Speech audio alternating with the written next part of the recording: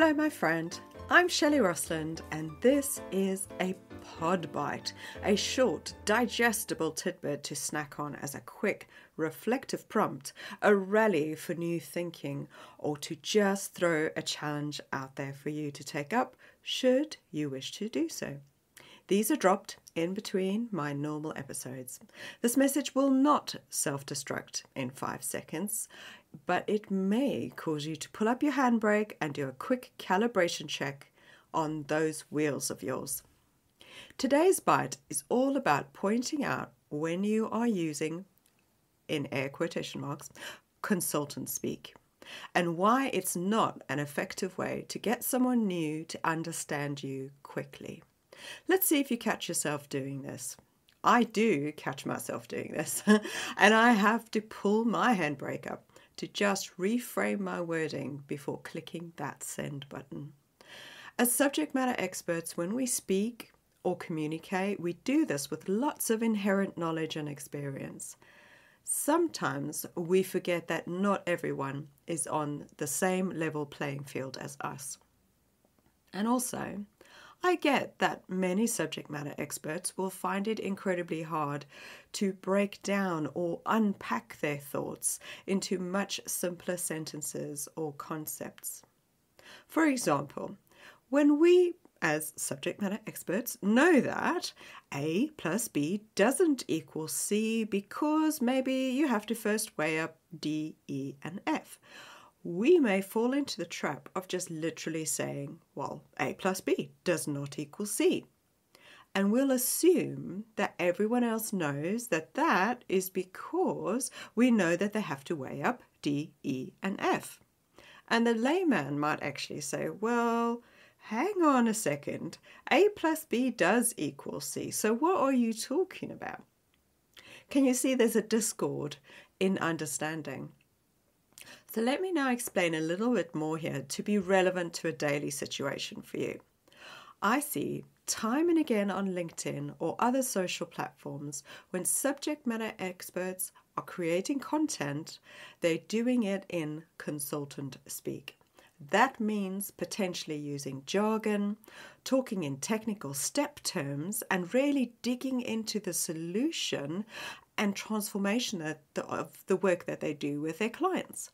However, the people reading, listening, or watching the content just cannot, for the life of them, marry up the balance between who you are, what you do, and whether you are actually for them. And do you know why? Well, there's 4 things that are at play here. Number 1, you are speaking in way too many words, okay?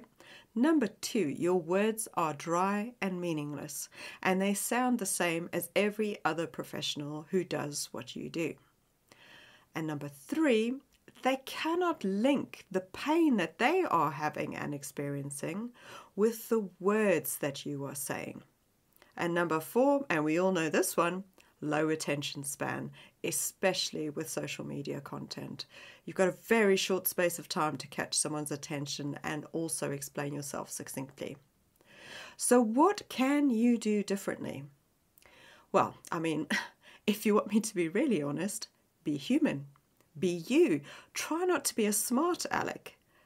Remember that these are people.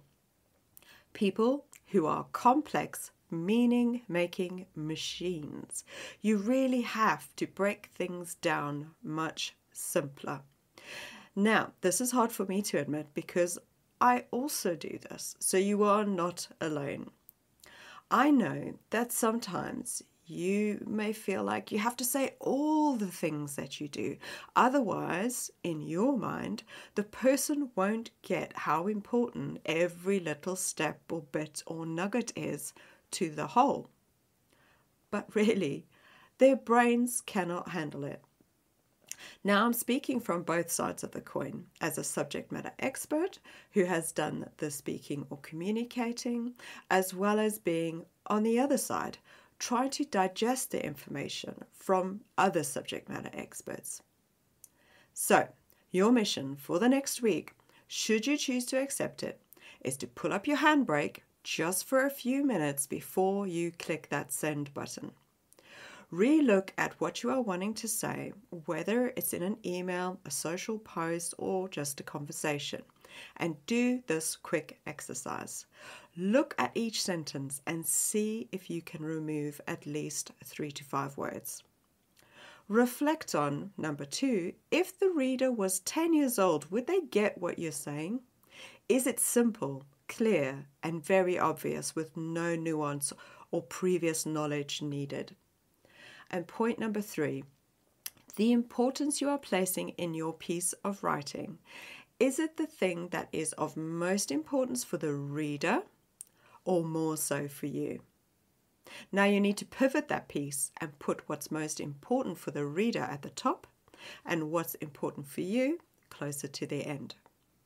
I have to say that once you get used to doing this as a force of habit, you'll start to see a sea of change of how people engage with you in your communication, whether that's on social or email or even out when you're networking.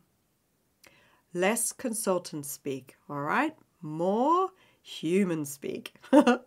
That's it for this pod bite. Now, go forth and conquer your thinking and communicating and get more people to understand how your genius is going to help them.